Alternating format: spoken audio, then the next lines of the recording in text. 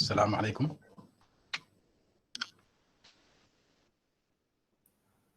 Alaikum assalam. So we are going to start, inshallah. I hope you can see my presentation. My PowerPoint presentation. You can see Yes, it? doctor, we can see it. Yes, doctor. This one.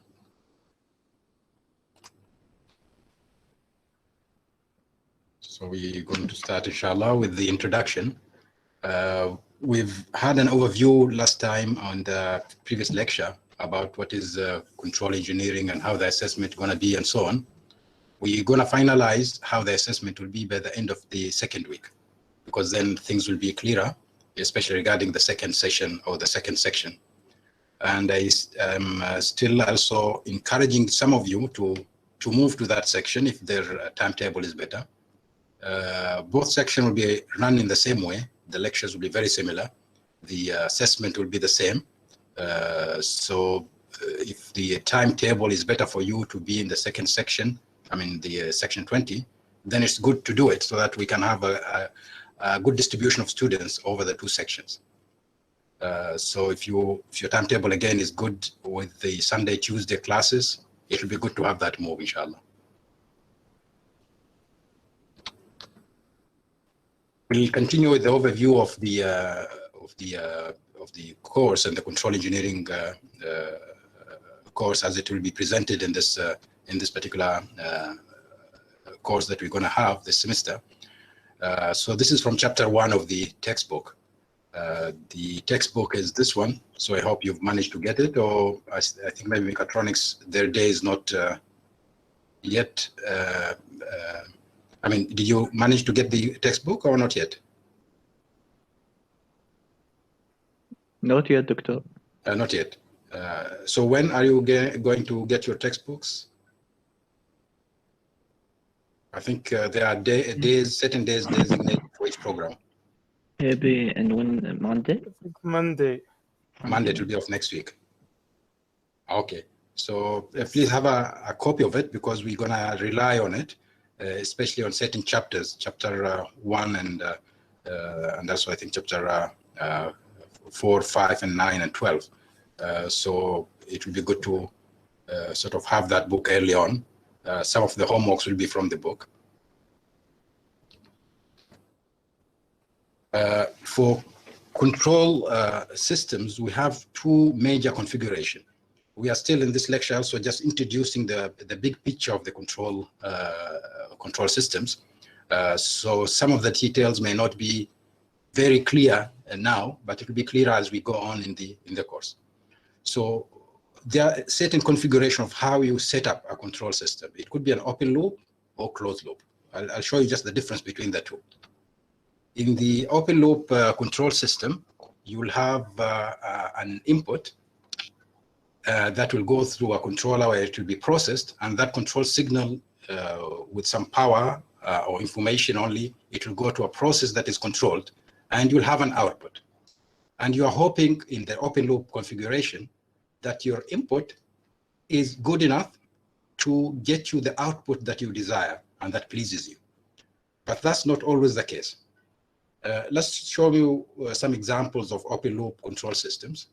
The toaster, bread toaster, is an open loop control system. You put a certain timer or you put a certain level of power as a setup in your bread toaster, and you hope that the bread that will come out of this process will be pleasing, you can say, will be toasted enough for up to your need and so on. But you have no way of controlling this, because you are not observing the output and changing the input accordingly. So this is an open loop. You don't look at the output. You don't feed it back in such a way that you compare it with some sort of a desired input in order to control the thing. So that's what is meant by an open loop control system. I'll show you another example here. Let me just erase whatever I've written so far here so that you can see that image. Let's say you are driving a car and you want to change the speed of that car. So you'll press on the pedal and you're hoping that the speed that you will reach by pressing with a certain amount of force will be the desired speed that you want. If it is, let's say, 120 kilometers per hour, you hope by pressing with a certain force for a certain time, you will get, with a certain profile, you'll get a certain speed, which is 120 kilometers per hour. But unless you look at the speedometer and control the process, you have no guarantee that the speed that you will get will be 120 kilometers per hour. But in a closed loop system, let's say that you want a 120 kilometers per hour, then you have some sort of a controller, which is you, your brain and your body, will try to control the car, and you'll get a speed here, which could be 120 kilometers per hour, or maybe less, or maybe more. But you will look at the speedometer, and then you will change your input, your force here, so that you get what you want. So you will look at the speed, you'll observe it, and then your brain will process that information and look at the desired speed, which is 120 kilometers per hour. And if it is less, you will press more. If it is more, then you will somehow release the pedal a bit till you get a speed of 120 kilometers per hour. This is closed loop control system. This is open loop. The loop is open, but here the loop is closed in a certain way in order to have a certain control signal coming out of the controller to control the process. Instead of having you as a driver in a self-driving car, you may have a computer that will control your car. Like that's very what you call clear in cruise control in your car, in most of the cars now. The cruise control replaces you, and somehow it tries to keep the speed at 120 kilometers per hour, irrespective of the disturbances that you may have, irrespective of the road profile. So the open loop control system will start with a certain input that you will put. You'll put a certain input in the open loop. You'll have put a certain input, and you'll have some sort of a transducer that will change that input. That input could be a control signal, which is electrical, let's say, in this control valve. This is a valve, a control valve. You may have a control signal, let's say, a signal which is electrical that you'll put, or a knob that you have to turn in order to open this valve to a particular, to have a particular flow rate from it. This control signal will go through a transducer. Okay, we'll change that electrical signal, let's say, to a different signal that will be able to control the controller. In this case, it's a air supply that will go to a diaphragm that will control this control valve, pneumatic control valve. So the transducer changes the input somehow into an input which can be understood by the controller and followed by the controller in order to control something. So you'll have an input. The input will go through a transducer. I'm trying now to go through the different stages and the different terminologies that are used in open loop control system.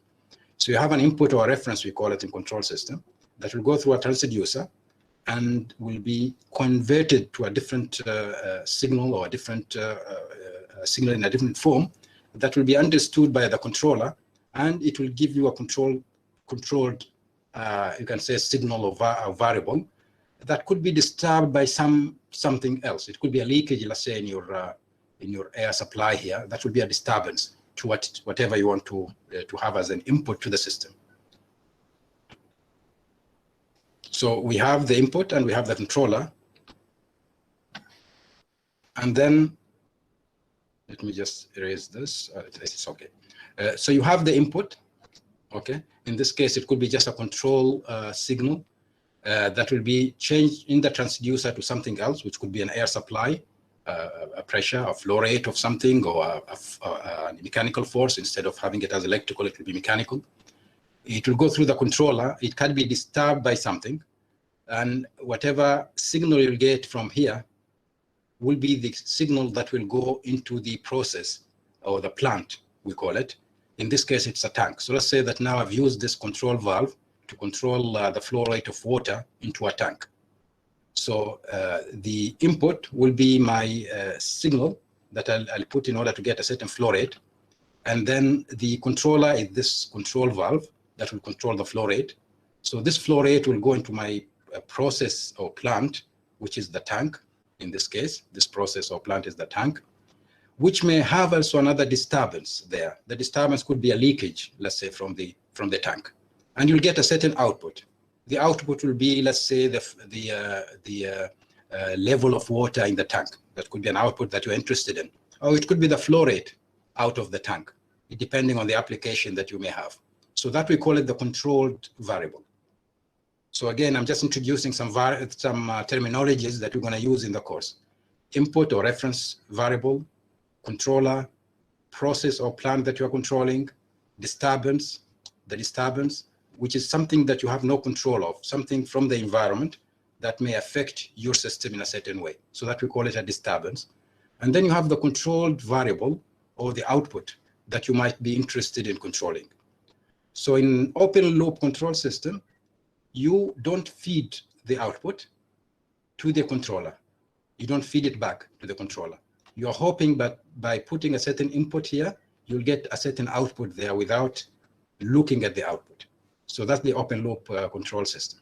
And the toaster will be a very good example. The toaster that I just introduced earlier, sorry. The toaster is a very good example. A washing machine is also another example. You choose a certain machine, what you call cycle, and you hope that your cloth will be clean enough. But you don't feed back the quality of the washing in order to alter anything in the washing cycle. So that's an open loop system also. The fan, the ceiling fan, you put it at a certain speed, let's say at number 1 or number 2, which represent a certain speed, and you hope that that speed is good enough. But maybe because of friction, maybe because of certain disturbances that you may have, the speed that you're getting is not what you are looking for, but you have no way of altering it because this is an open loop system. You have a certain input or reference and you're getting a certain output out of it, which is the speed of the fan, and you hope that speed is good enough. In the in the open loop control system, the advantage that it is simple and relatively cheap. It doesn't cause instability. Usually, it doesn't cause instability, and we'll introduce what we mean by stability and instability later on. The disadvantage, it's not robust. It's not sensitive to, it's very sensitive actually to disturbances. So you cannot correct for disturbances. If you have any disturbances like a leakage in your tank, you have no way of changing the flow rate in order to increase the level of water in the tank if it is below what you want. So it's not robust in that sense. If the plant is unstable, and again we'll learn what we mean by stability later. If the plant is unstable, you have no way of stabilizing it because you don't feed back the output in order to alter the control signal. Let's take the same example, the tank. In the open loop, you don't measure the level of tank. Let's say the level of water in the tank is my output. You don't measure it. You just open the valve at a certain setting, and you hope that the flow rate will be enough to raise the water to the level that you want. In the closed loop system, you'll measure the level of water in the tank. That will be your what we call process value or actual value of the output, which is the level of water in the tank. And you'll compare it with a certain set point. Let's say you want the level of water to be 1 meter. And what you are getting is 0.5 meter. So you have an error that will be driving the controller to control the valve here in order to increase the flow rate or decrease the flow rate. In this case, it will increase it because the level of water that you want is 1 meter and the actual level of water is 0.5 meter. So you will increase the flow rate somehow in order to increase the level of water in the tank. The good thing about the feedback or closed loop control system is that you can handle leakage and you can handle disturbances easily.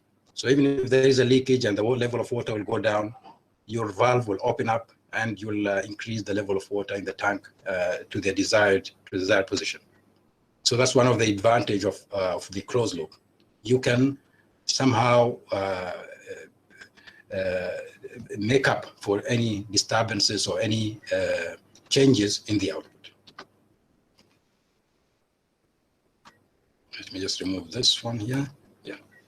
So in the closed loop control system, you'll have a reference or an input, which could be, let's say, the desired level of water in the tank, let's say 1 meter. So that will be your input or your reference. You'll have a certain transducer that will change that into a signal. It could be an electrical signal, a voltage. I mean, your reference input is 1 meter, but you may change it to some sort of signal that you can handle, that the other sensor that will measure the level of water will be able to understand. And this will go through our controller, which is the valve, and the valve will somehow control the flow of water into the tank, and you will measure the level of water, which could be, let's say, again, as I said, 0.5 meter. Let me just erase this. So it could be 0.5 meter, which is less than what you want. So this will go through another transducer, a sensor that will measure the level of water.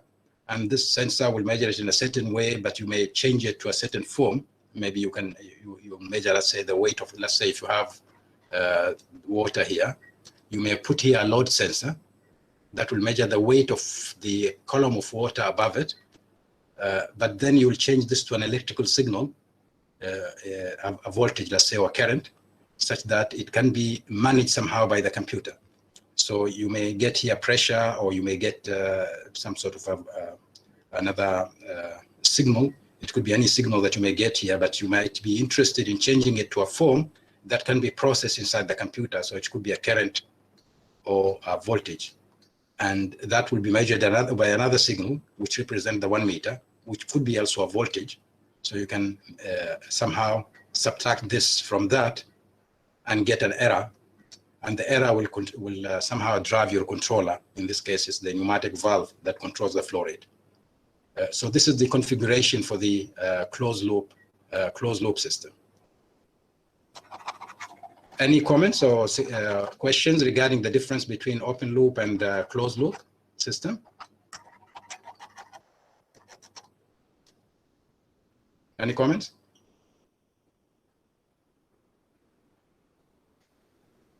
So I'll assume it is Atfadal? I'm saying no comment. So I think it is clear. Clear, Doctor. Okay. So the input, again, I'll just go through the terminologies here. The input transducer will convert the input from one form to another. Let me bring in maybe another example here, which is very clear. The fan, when you control the speed of the fan, ceiling fan, the input signal that will put is the knob that you have to rotate to a certain speed. So it will be a knob like this. You have a speed 0, 1, 2, 3. You'll do it this way. This could be a potentiometer, and the output from this will be a voltage. So this is a transducer that will change your input from being mechanical to a signal, electrical signal, that can be understood by the circuitry inside the controller of the speed fan. So that's what we mean by the input transducer. The controller is whatever controller you have. It could be the motor in the ceiling fan, or it could be the pneumatic valve in the tank, and so on. And the process or plant is the thing that you're interested in controlling. And the output is whatever you want to control: the level of water in the tank, the flow rate, the speed of the fan, and so on.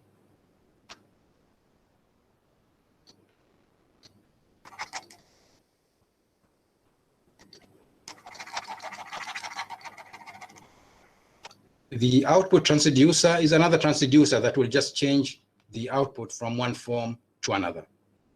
The output transducer. So the thermostat, let's say the thermostat or the thermistor will change the temperature to a voltage. The summing junction is just a way of comparing one signal to another. So this summing junction is just a way of comparing. It could be done mechanically, or it could be done digitally or electrically in a certain way. Summing signals to get an error, let's say, between the reference and the output. What are the advantages of the closed loop control system? The advantage is you can compensate for disturbances. So again, if we go back to the tank, if you have a leakage, your system, your controller, will know that your output, the level of water in the tank, is less than the set point, the value that you want, the L desired. Your L desired is less than the actual L that you get from here. And you'll get an error, and so forth, and therefore you can compensate for that difference. You can control, therefore, the speed of response, and you can control the steady state error. You can compensate for that if you have complicated or sophisticated, let's say, controller. You can make it faster, or you can make the error, the steady state error, very, very, very small. The disadvantage is that it is more complex and expensive. Expensive because I have to put a sensor, I have to put an actuator, I have to put a computer, so it's more expensive and more complex. And it can destabilize a stable plant. So even if you have a stable plant, and I'll show you later on one system in which a controller destabilizes the plant, you can destabilize a stable plant through feedback, if you have feedback, compared to the open loop where you cannot do that, or you are somehow safe from doing that because you don't have a feedback signal that will alter the controller behavior. Now, what we do when we design controllers or when we look at control system, either we'll do analysis or we'll do design. What do we mean by the analysis and what do we mean by design? Analysis is the evaluation of the behavior of the system and to see whether it needs the desired, it meets the desired specifications or not. So you will just look at the system, you will study it, you will experiment with the system or with the model of the system in order to understand it, basically, to analyze it. In the design process or design stage, you will try now to alter that behavior in a certain way by using a controller. So either by changing the parameters, by changing this, let's say the mass, by changing the spring constant, by changing certain parameters in your model in order to control it or to make it behave in a better way, or by adding a controller in order to change the behavior of the system, to make it faster or to make the steady state error smaller. And usually we'll be looking at control systems which are dynamics, which are changing with time.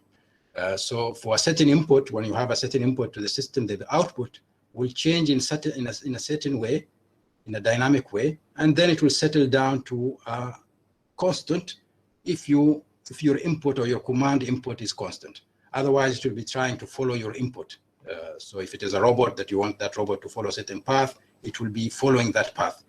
But if it is an AC and you want the temperature to be 24 degrees, then it will try to reach that 24 degrees and then stay there without changing. So how fast it goes from, let's say, 40 degrees centigrade to 24 degrees centigrade, that will be the transient response part of the response. So you'll have the transient part, which is the part where the thing is trying, or the output is trying to change to the desired value. And then you'll have the steady state response, which is the response at steady state when things are not changing that much. And there are things that we'll be looking at when we look at the transient response and when we are looking at the steady state response. Usually for the transient response, we'll be interested in seeing how fast or how slow the system is. For the steady state, we'll be interested in knowing whether the error, the steady state error, is small or big, and whether the system is oscillatory at steady state or not. And those are very important. If we take the example of the elevator example, if the elevator is too slow, the passenger will be impatient. If it is too fast, the passengers will be uncomfortable. If it is oscillatory, I mean the behavior of the elevator, if it is going in such a way that it is not a pleasant path, it will result in an unpleasant feeling, and also it may even damage the elevator. If we take the example of the let's say computer drive, what you call the computer disk storage, you need it to be very fast. You don't want to wait for the information to be processed in a very slow fashion. So you want it to be fast, but you want it also to be accurate, to be on the right track. I mean, your disk reader, to be on the right track with the right speed. So the performance measures that you will put when you design your controller are very important depending on the system that you have. Whether you need accuracy, or whether you need speed, or whether you need to avoid oscillatory behavior, all of those will be very important when you design your controller, and we'll see how when we start designing controllers later on. The steady-state response will be, as I said, one measure of knowing the good performance of a controller is the steady-state error at steady state. So that will be a very important measure of performance or of good behavior of a given control system. So for the elevator, an example at steady state will be whether you'll reach the desired floor or not. For the disk drive head, whether you are positioned over the right track or not. For the water tank, whether you'll get the exact level of water that you need. For the cruise control of the car will be whether you'll get the desired speed that you want at steady state. Another measure of good performance or good behavior of a system is stability. And there is more than one definition of stability. It may depend on the initial condition or depends on the output. So one definition, we call it here BIBO definition, bounded input, bounded output stability, is if you have a bounded input, if my level of water I want it to be 1, I want my output to be also bounded. You may have a steady state error, it could be 1.2, it could be 0.8 meters, but I don't want it to increase without control. Then it's not bounded input, bounded output stable. If my input is 1 meter, I want my level of water to be 1 meter, and I'm getting 100 meter, or I'm getting sometimes 10 meters, sometimes 2 meters. I mean, it's very oscillatory in its behavior. Then that's not bounded input, bounded output behavior. So that's one definition of stability, but we'll get more detailed definition and more understanding of what we mean by stability later on. I'll just show examples of systems which are unstable later on. And now I'll just sort of illustrate stability with a simple example, a very standard classical example. Here we have a pendulum, and we have an inverted pendulum. The equilibrium position of this pendulum here is at this position. The equilibrium position, the position that this pendulum will reach at equilibrium at steady state will be when theta equals 0. And this is a stable position because if I am to sort of disturb it from that position, if I'm to increase the angle a bit to 10 degrees or 20 degrees, eventually it will come back to this angle, to angle theta equals 0. So this is stable equilibrium position for the pendulum. For this pendulum, the equilibrium position is here. This is the equilibrium position. If I'm to manage to make theta exactly 0, this pendulum may stay there if there is no disturbance.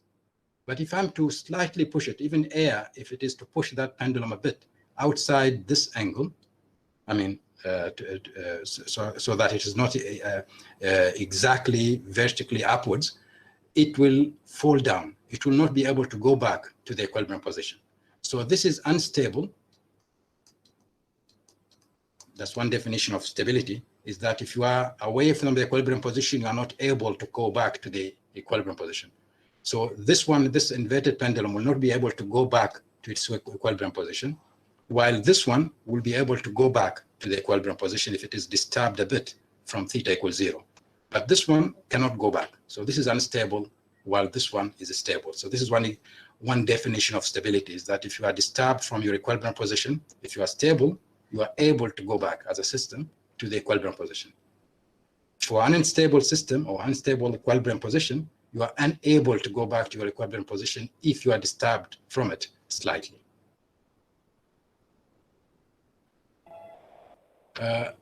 Instability may result in self-destruction of the system or the physical device if not. Data may crash through the floor. The plane may go to uncontrolled roll if it is to suffer from instability. A bridge may break after violent vibration. A good example is the Tacoma Bridge in New York. It was operational for a few months before it broke because of vibration. I will just show you a video of that. Just a minute. I hope this is the right link.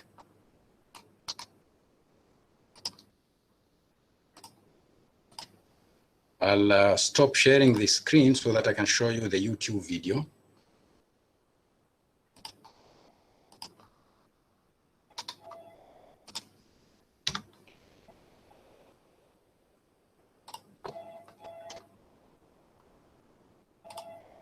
As you can see, this bridge was exceptionally long and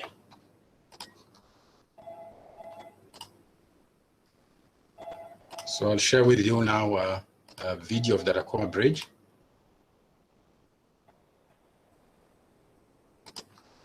You can see my screen now? Not yet. Yes. You can see it now? Yes. So then I will run this one, but for you to be able to listen to hear it, I will unmute my mic.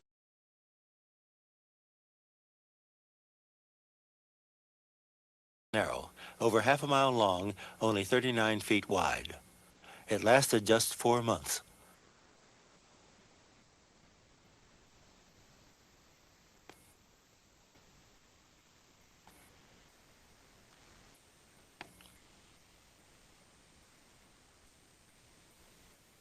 During construction, we see the steel girders, 8 feet tall, which were supposed to stiffen the bridge against bending. However, some up and down vibration was observed during the entire useful life of the bridge. Here's opening day.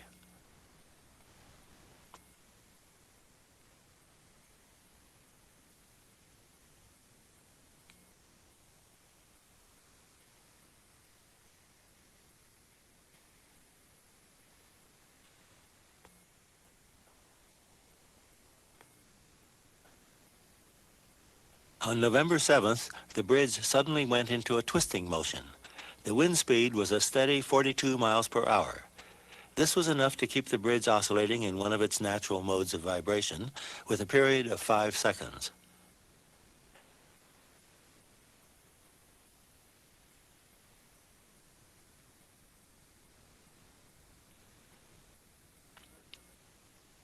A professor of engineering went out to see what had happened. He's coming back, walking with some difficulty along the nodal line, which is the center stripe of the roadway.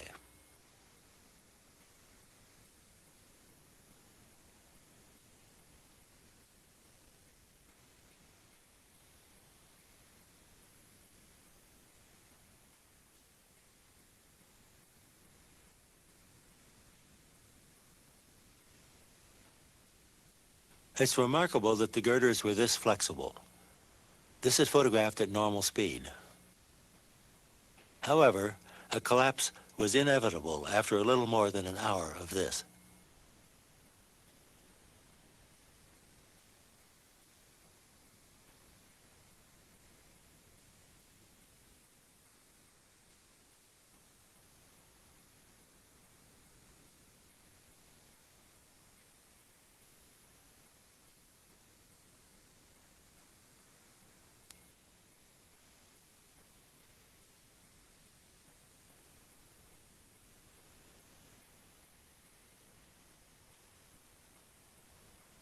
The car had been abandoned earlier. No one was injured in the whole affair. However, a small dog in the car was frightened and was afraid to come out, and he perished along with the bridge.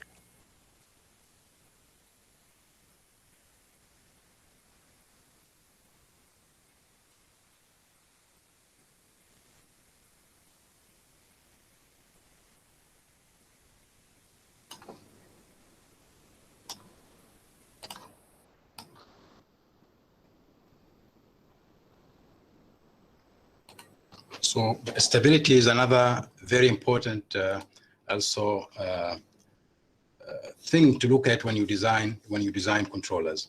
It's very important, together with the transient response, which is a measure of how fast or slow the response of the system is, and steady state error response, which is how far you are from the desired position or desired what you call state that you want to be in, and stability. Those are the three things that we're going to look at in the course. how to design for a stable system, how to stabilize unstable system, or how to avoid destabilizing a stable system, and then how to design for transient response, for a response which is fast enough for our application, and also how to minimize the steady state error. So those are the three things that we're gonna look at as we design controllers for different systems. I'll go back to the presentation. You can see my PowerPoint presentation.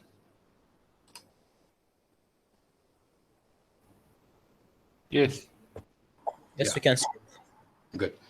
Another good example is the what you call the Boeing 737 MAX. Another good example of stability and what it can cause. Any one of you who knows what was the problem with the Boeing 737 MAX? This picture may help in sort of remembering what happened. Anyone?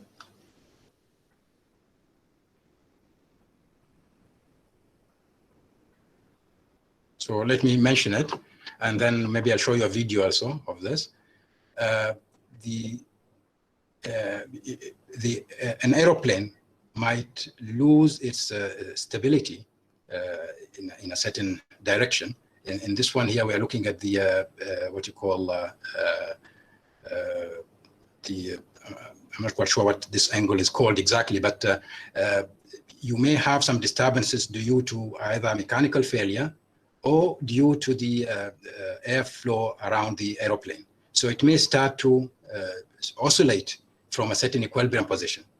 If the conditions are right, and if the what you call the pilot managed to control the aeroplane, he may bring it back to the equilibrium position, and it will be okay.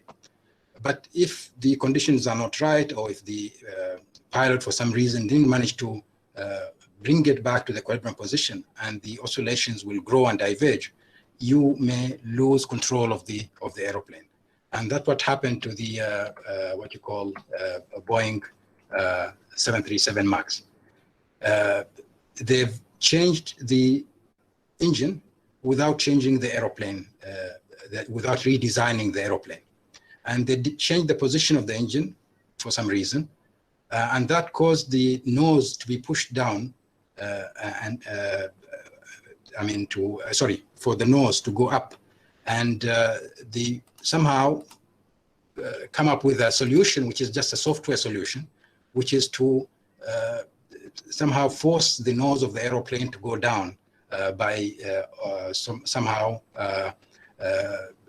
having the autopilot do that, and this caused some instability of the aeroplane. And we did have those two crashes, one in Jakarta, Indonesia, and the other one I think is the Ethiopian aeroplane, and then it was grounded. I mean, the aeroplane, I think it was brought to surface only recently in some countries. We'll look at a video here that will explain this. We'll explain this instability that happened because of that sort of mistake in the design. So let me just again share with you a YouTube video. So I'll stop my presentation, and I'll present a YouTube video. So just a minute. So I will mute myself so that you can listen to the video. I'll be speeding it up because it takes about 6 minutes. So I'll make it 3 or 4 minutes by speeding it up sometimes. I hope we have fast enough This is an airplane network. It's sitting in a field in Bishaftu, Ethiopia, part of the wreckage of Ethiopian Airlines Flight 302, which crashed on March 10th, 2019. 157 people died. This was just a few months after another flight, Lion Air 610, crashed in Indonesia and killed 189 people. These two flights were operating the same plane, the Boeing 737 MAX 8. and its engine is the key to understanding why this particular plane has caused so many problems. But there's nothing actually wrong with this engine. In fact, airplane manufacturers raced to put them on their new planes. That's where the problem started.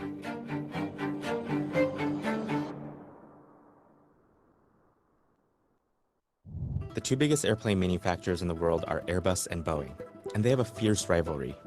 If one of them can offer a better plane, the other could lose a lot of money. That's exactly what was about to happen in 2010. Airbus announced that they would update their most popular model, the A320, a single-aisle airplane that services many domestic flights. You've probably been on one. For this new plane, Airbus had a big update. It would have a new kind of engine. It was much larger than the previous engine, but it would make the plane 15% more fuel efficient. And just as importantly, this upgrade wouldn't change the plane that much. A pilot could walk into the new model with little additional training and be on their way. It was called the A320neo, and it would save airlines a lot of money. This was a problem for Boeing. To compete with Airbus, Boeing's obvious move was to upgrade the engine on their single-aisle plane, the 737. But there is one issue. Here's a sketch of the 737 next to the Airbus A320. Notice how the 737 is lower to the ground than the A320. This meant Airbus could slide a new engine under the wing of their A320, but there wasn't enough room under the wing of the Boeing 737. But a few months later, Boeing's product development head had big news. He said, "We figured out a way to get a big enough engine under the wing." Their solution was to move up the engine on the wing so that it would be slightly higher, and it would fit on their 737s. Here's a promotional video of that updated 737 in the air. You can actually see that the top of the engine is above the wing. Boeing called this model the 737 MAX. And just like Airbus with the A320, Boeing said that their new plane was so similar to its predecessor that pilots would only need minimal additional training. The 737 MAX became the hottest selling plane on the market. And it helped Boeing keep up with Airbus.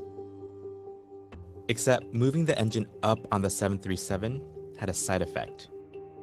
When the 737 MAX was in full thrust, like during takeoff, the nose tended to point too far upward, which could lead to a stall. This was a problem because these planes were supposed to behave exactly like the old ones. So Boeing came up with a workaround. Instead of re-engineering the planes, they installed software that automatically pushed the nose downward if the pilot flew the plane at too high of an angle. They called it the Maneuvering Characteristics Augmentation System, or MCAS. But because Boeing was selling the 737 MAX as pretty much the same plane as the 737, they didn't highlight the new MCAS system. Many pilots only got a 2-hour iPad course before entering the cockpit for the first time. And the training material didn't mention the MCAS software. In 2018, several American pilots complained to the federal government that the 737 MAX was suddenly nosing down. On October 29, 2018, Lion Air Flight 610 took off from Jakarta. In the flight report, which shows the plane's altitude over time, you can see that the plane was in full thrust during takeoff. But at a certain point, the nose of the plane kept lurching downward. The pilots couldn't figure out why this was happening. The captain asked the first officer to check the quick reference handbook. They couldn't find the solution. The pilots continued to fight with the MCAS. The plane struggled to gain altitude.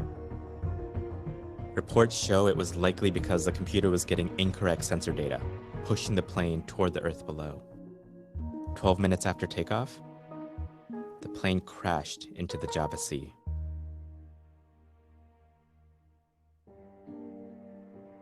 In the Ethiopia crash, the report shows that the pilots were actually able to disable the MCAS, but it was too late to overcome the malfunctioning MCAS sensors. For now, nearly every 737 MAX 8 in service has been grounded.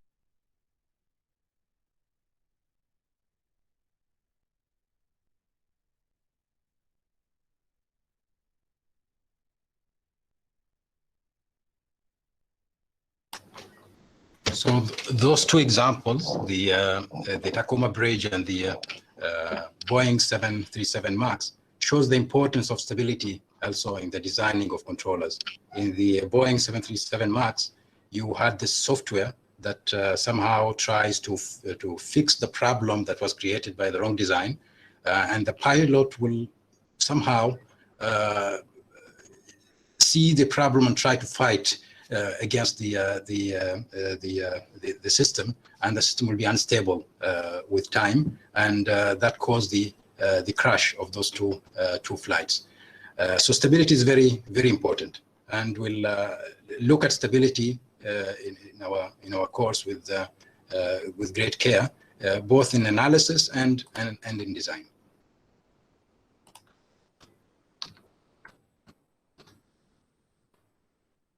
Other consideration that one have to take as a control engineer is to look at the hardware selection, the motor sizing and the sensors and so on, because that will somehow contribute to the cost of the control system.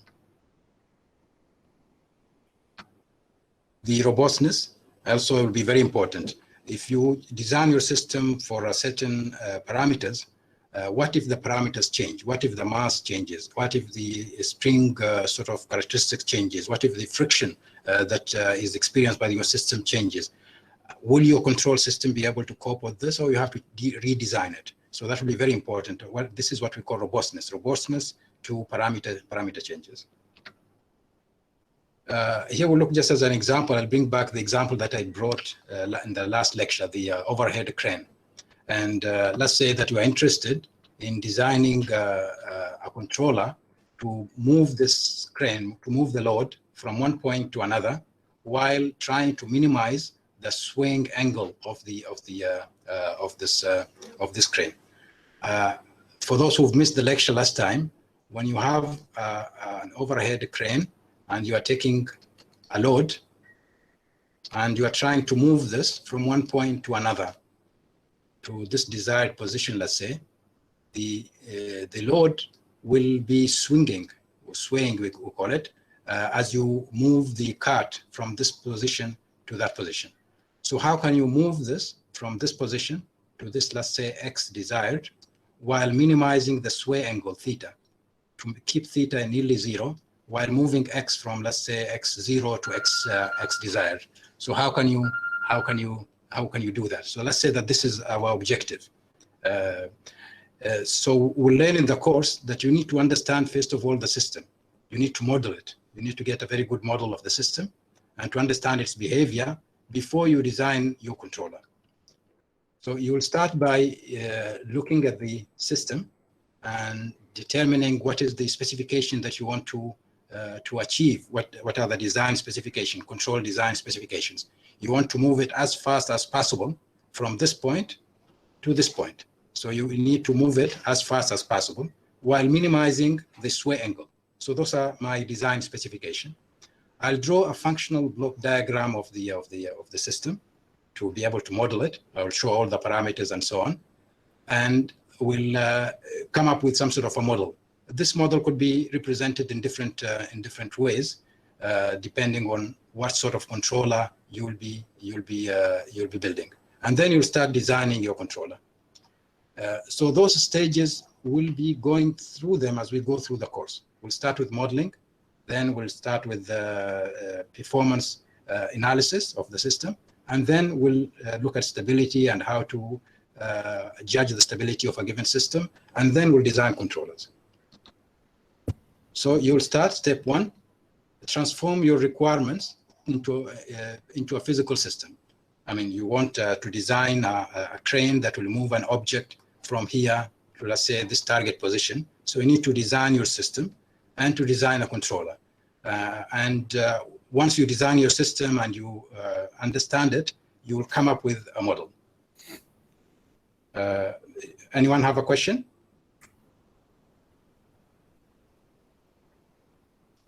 No question.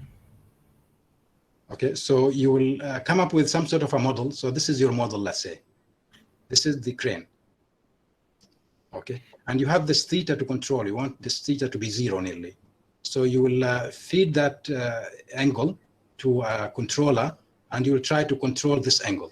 So you'll have a controller to control the angle, but you want also to control X. You want your X to be to follow a certain desired position. You want to go to a certain target position, so you want to control X. Now we've controlled theta. We'll feed X to another controller to be able to control X so that it will move the load from one position to another position, depending on the application that you may have.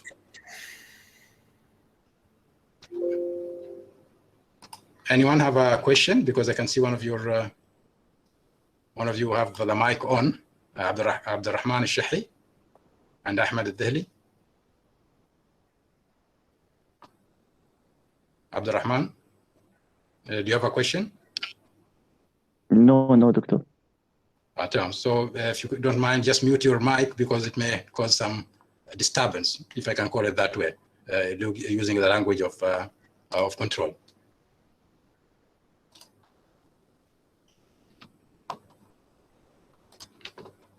So I'll go back to the presentation. What is happening here? Just a minute. Okay. So you'll model your system using your physical laws, Newton's second law of motion. You'll use Kirchhoff current law, Kirchhoff voltage law if you are somehow modeling an electrical system or part of the system. So you'll come up with some sort of a model of your system. So let's say that this is the model that you come up with. Don't worry about the equations. You don't have to understand it fully now. Just the idea that I'll come up with the equations of the system. Okay, and I may change the equation into a form that is useful for me. I can write it this way, or I can write it in a different form. And I'll put it as a block diagram if it is linear system, and then I'll start designing the controller for that system, and analyze it to see whether the performance is what is up to what I want, or whether it's pleasing enough for me or not. If it is not, then I will redesign the system to achieve the desired output out of it. So you have the crane that you want to design a controller for. So we need to start with modeling. So the next lecture will be about modeling, how to model a system, how to get models of different systems. And then we'll look at the requirement analysis, how to look at the performance of the system, and how to put some performance specification. So we'll start with modeling next time, and we'll try to model some simple mechanical and electrical systems before we go into controller design and come up with a certain control algorithm that we're gonna implement on certain systems. So I guess maybe this is just a good point here to stop at, that we're gonna come with certain models, let's say differential equations like this ones, but we can represent them in different forms. So either represented in state space, or we represent it using a transfer function. So we'll look at what is state space and what is transfer function in the weeks, the third week. Next week, we'll see how we can get these differential equations that represent a model of a given system. So I think this is a good point to stop at, and I will just remind you again to get the book, and also for those who have a timetable which will suit the other section more, in a better way. If the Sunday, Tuesday, 12 o'clock timing is better for some of you, then you can move to the other section so that we can have a balanced number of students in both sections. Any questions?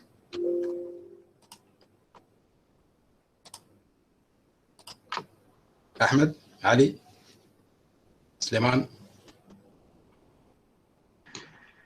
نعم. أيوة سليمان.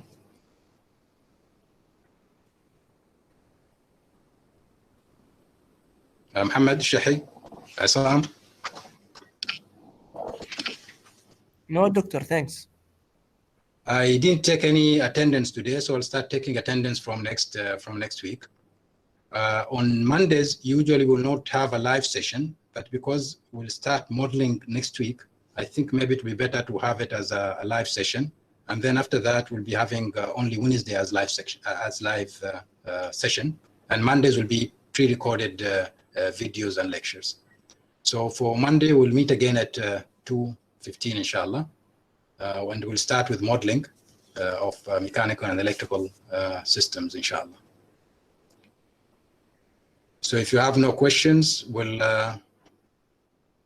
end it there with a goodbye, and hopefully we'll see each other, inshallah, on Monday at 2 o'clock, 2:15, inshallah.